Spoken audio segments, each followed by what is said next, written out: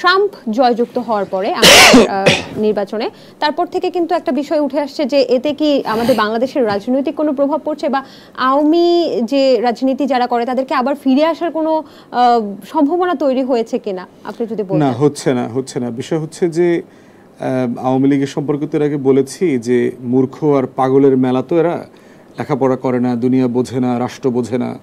যেটা হচ্ছে যে ট্রাম্পের জেতা হারায় বাংলাদেশের সাথে একটা রাষ্ট্রের, বিশেষ করে ওয়াশিংটনের সম্পর্ক নির্ধারিত হয় না। এটা প্র্যাকটিক্যাল না, হয় নাই। এর আগে আপনার মনে থাকার কথা যে প্রিয়া সাহা নামে একজন হিন্দু মহিলা ট্রাম্পের কাছে গিয়ে বিচার দিয়েছিল যে বাংলাদেশে 3.5 কোটি হিন্দু প্রচণ্ড নির্যাতনের শিকার হচ্ছে এবং তাদেরকে সাহায্য করা দরকার। ট্রাম্প তখন জিজ্ঞেস করেছে বাংলাদেশ কোথায়। তো ট্রাম্প হচ্ছে এই লেভেলের একটা মানুষ এবং বুঝতে হবে যে আমেরিকার যে পলিটিক্যাল ল্যান্ডস্কেপ আছে এই ল্যান্ডস্কেপে বাংলাদেশ ডটটা দেখা যায় না।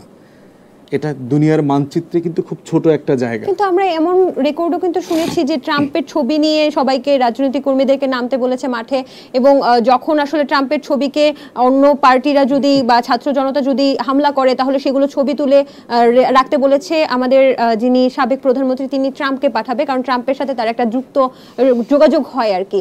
এটার কতটুকু ভিত্তি আছে? না, এটার মোটে কোনো ভিত্তি নাই। এটা হচ্ছে যে বললাম যে অসুস্থ রোগীদের ব্যাপারে তো আমাদের একটু সহানুভূতির সাথে সবসময় কথা বলতে হয়। আমরা বরং বোধ করছি যে আমাদের সবাই মিলে রোগীর চিকিৎসার জন্য কিছু টাকা পয়সা রেজ করা দরকার, ফান্ড রেজিং। আপনাদের শো থেকেও আপনারা কিছু ফান্ড রেজিং করতে পারেন, যেটা দিল্লিতে পাঠালে পরে ওনার কিছু মানসিক রোগের চিকিৎসা হওয়া দরকার।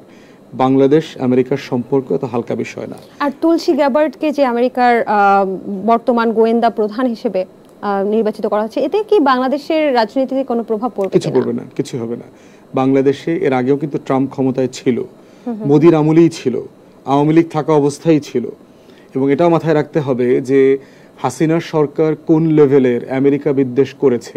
গত বছর, এই বছরের বক্তব্যগুলো যদি দেখেন, শুরুর দিকে কথায় কথায় আমেরিকাকে হেয় করা, ট্রল করা, আওয়ামী লীগের নেতারা আপনার এই যে কাজের মেয়ে মর্জিনা বলতো, ড্যান মজিনা যে আপনার অ্যাম্বাসেডর ছিল বাংলাদেশে আমেরিকার, তার 3 বছরের টেনিয়রে কিন্তু হাসিনা তার সাথে একটা অ্যাপয়েন্টমেন্ট দেয় নাই, দেখা করে নাই।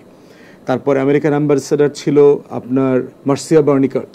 এই মহিলার গাড়ি বহরে আওয়ামী লীগের লোকজন হামলা করেছে, তার গাড়ি ভেঙে দিয়েছে। অতএব কোন লেভেলের বিদ্বেষ আওয়ামী লীগ সরকারের সাথে আছে। এবং দেখেন সেন্ট মার্টিন নিতে চায়, এরপরে হচ্ছে হিল ট্র্যাক্সে খ্রিস্টান রাজ্য বানাবে, এরকম বহু মিথ্যাচার কিন্তু হাসিনা আমেরিকা সম্পর্কে করেছে। তো যে মানুষটা এই লেভেলের মিথ্যাচার করেছে আমেরিকা সম্পর্কে কয়দিন আগে মাত্র, তার কথায় ওয়াশিংটন তার পলিসি চেঞ্জ করে ফেলবে, এই ধরনের বোকার স্বর্গে ডেনমার্কের গোলামরা থাকতে পারে। বাংলাদেশ এই ধরনের বোকার স্বর্গে নাই। বাস্তবতা এরকম না, পৃথিবী এভাবে চলে না। ওয়াশিংটনের পলিসি অনেক সলিড পলিসি, তার ন্যাশনাল ইন্টারেস্ট এবং তার রিজিওনাল ইন্টারেস্টকে সামনে রেখেই সে চলবে। অতএব এটা কোনোভাবেই অন্যভাবে দেখবার সুযোগ নাই।